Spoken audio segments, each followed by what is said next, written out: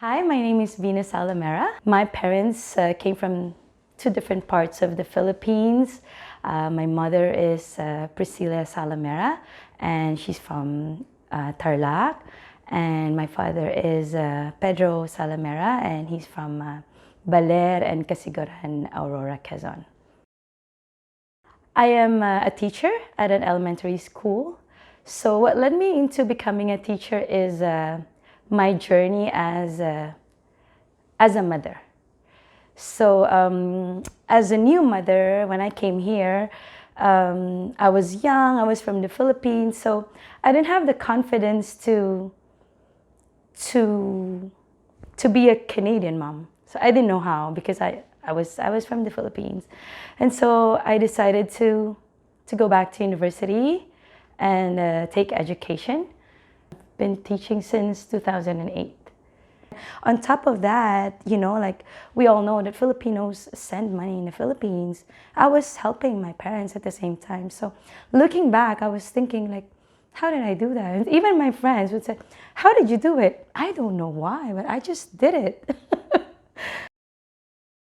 Back in the Philippines, I was in the field of IT. I met my ex-husband, so he brought me here, and unfortunately it didn't work out. So I became a single mom when my son was very small. I went back to university, went back to work, learned French, and assimilated back in the community. And in the beginning, I was like, will I be able to make it? English is my second language. And I think with hard work and perseverance, like nothing is impossible. And what's best about Canada is you could be anything you wanted to be. I was so lucky that my employers were giving me a reading time when the kids are sleeping. Yeah, I would read chapters of my books, and then yeah, I was 22 or 23, I think. I think it is a privilege to see both worlds. I feel privileged to grow up in the Philippines and see the adversities and learning how to be resilient in times of crisis, in times of natural calamities. There are so many things we've gone through at my age. I've seen earthquakes, I've seen typhoons, I've seen volcano erupting. I think seeing that world and coming into this part of the world and you mix them together makes you a different person, makes you bring something new to the culture that's already here. So with that, I think I identify myself as a Filipino-Canadian. Yeah. I have. I think the participation in the Filipino activities and Filipino communities dates back to our culture, the history of Philippines. It's the colonization of the Spaniards back home. During that time, like Spaniards brought fiestas in the Philippines. So up until now, I see that fiestas and like Pista Senayon is what they call it. Like people come together and gather through dances and songs and food and that's we've adapted that through our history, and I'm glad that I'm part of it.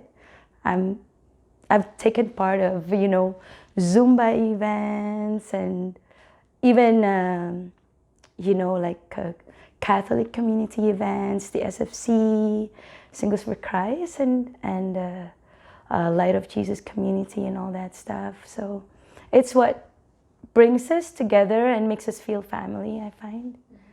Sometimes we feel that I don't want to take part, I want to be away from Filipinos, but in reality, you wanted to connect with your own people because you know that there's like a common ground. You know that there's a deeper connection in terms of culture, in terms of religion, in terms of just your way as living. Filipinos love nonverbal gestures, nonverbal communications. Like, there. Like, you point with your mouth and everything. And so it's just good to be connected and have a connection. That is something that I feel bad as a mother, but my son, he's 18, he's not involved in the Filipino community. I think one of the biggest mistakes of Filipino parents, I am part of that, is that the first thing to teach our children about our culture is to teach the language. And as a mother, I am guilty of that. I spoke Filipino English to my son. Like, Filipino English is not really the English here, but it's a Filipino English. We translate Tagalog in an English way, and it becomes different, right? So that's one thing that I think we lack as Filipinos is to teach our children to speak the language. Because if we don't teach it, we're going to lose it. Just like in Quebec. Why do people insist on speaking French? It's because if we don't use it, we're going to lose it. If you observe in other cultures, my colleagues who were born here speak the language of their parents. Italians, Greeks, people from India, Bangladesh, they speak their own language.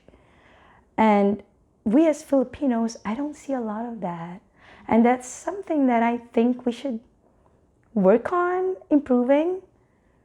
And there's still time. I don't know, with my 18-year-old, when I'm angry, he knows. He understands my Filipinos.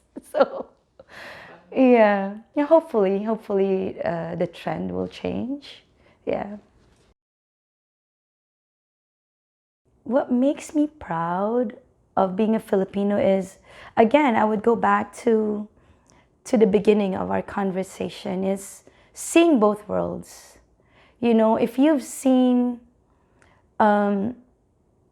poverty, if you've seen a lot of natural disasters, you come to a different country and you bring something new to people that sometimes my colleagues would say, why would, like, you never complain, you're always positive, you're always smiling.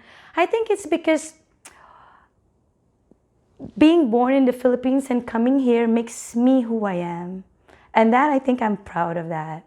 I'm proud of also learning the values of spirituality. Because I know that in this modern world, like, I know that sometimes we need to step back and reconnect to what's important and to reconnect with whatever you believe in. It doesn't matter. It's just, I think it's important to have that in your heart. There's spiritual connection with your spirituality. So I think that is part of what makes me proud of being a Filipino, being connected to spirituality. A memory that made you embarrassed to be Filipino? Quite a lot. Okay. When I first came here, I went to Kentucky, so I ordered chicken, and then I asked the lady to give me a rice, and she was shocked.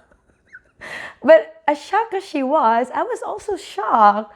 Like, you didn't have rice in my head. So I was so sad learning that they don't. She said, we don't serve rice here. And I was like, how am I going to eat my chicken now without the rice?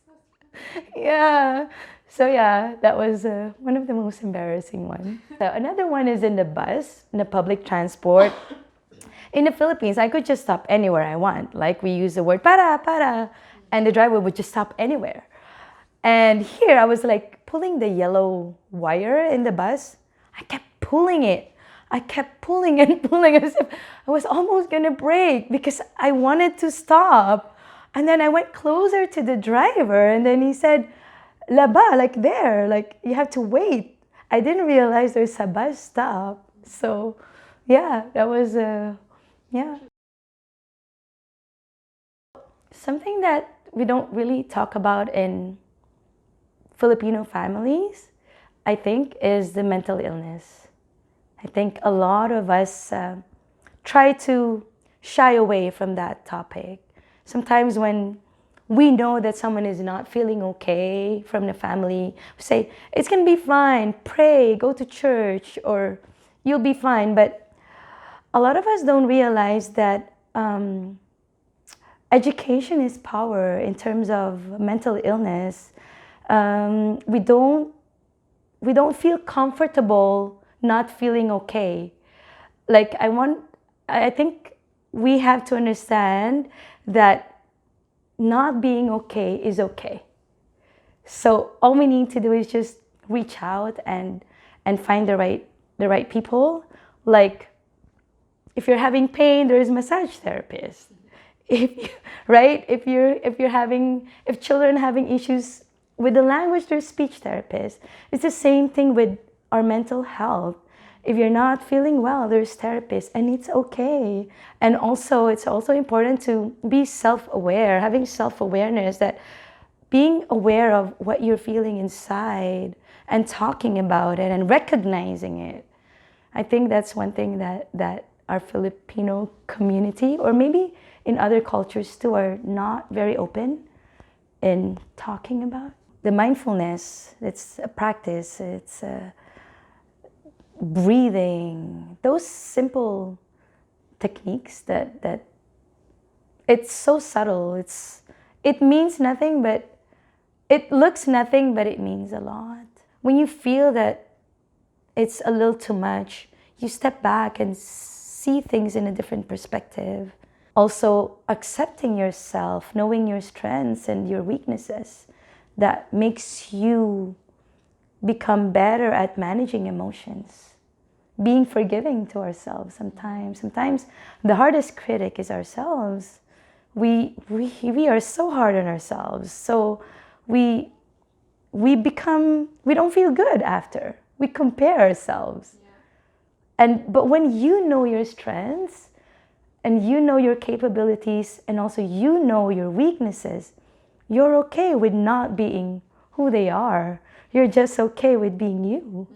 And especially in the Filipino cultures, we were not really taught to express.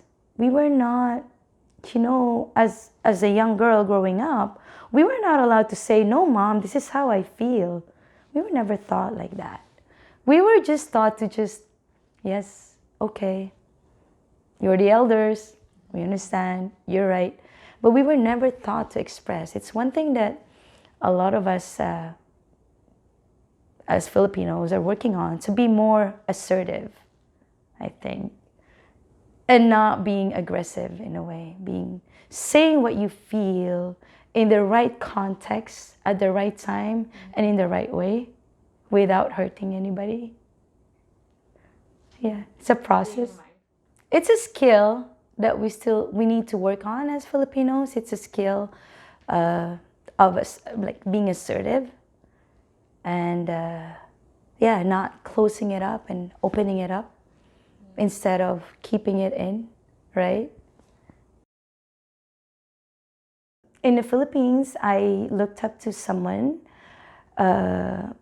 who's a philanthropist, and her name is Gina Lopez.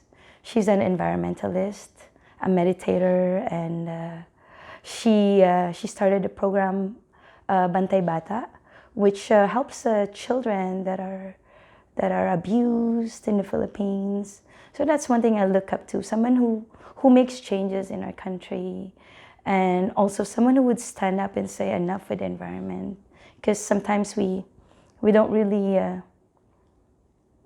something that we ignore, but it's important, is the environment and the impact it does in our community, in our world. I try to be a minimalist. I try to live with less because we have so much garbage around already. I try to have like one pair of coats, 2 pairs of boots, use secondhand clothing, swap clothing, all that stuff. And sometimes, as Filipinos, sometimes we have a hard time living like that, but it's doable. We wanted to, well, of course, we wanted to look good, but are you hurting in the environment to look good, right? So, yeah, so I look up to her, Gina Lopez. Oh, final advice for the youth. For the youth, I would say in life, we always face pressure. Every day we wake up, there's pressure. So for the youth, I wanted them to think that it's up to them to turn that pressure into either something beautiful like a diamond or a pipe that would burst. Every day I wake up, I have a pressure of coming to work on time or finishing a deadline. And I'm sure with the youths, they face the same pressure every day. And it's up to them to decide whether they would turn that into a diamond or a bursting pipe. Yeah. And also one thing that I got an advice from my college professor back in the Philippines. He did a math and he said, how many years are you going to live here on earth? Let's say you have 80 years of your life. There's only 3 years or 4 years of university. And that's it. It will define your future, your career, your work, what kind of work you're going to be. So take that 4 years of your life and minus it to that 80 years. It's only 4 years to study, and keep studying and study hard and find your passion. And it's not going to be a lifetime. It's only part of your life. So go for it.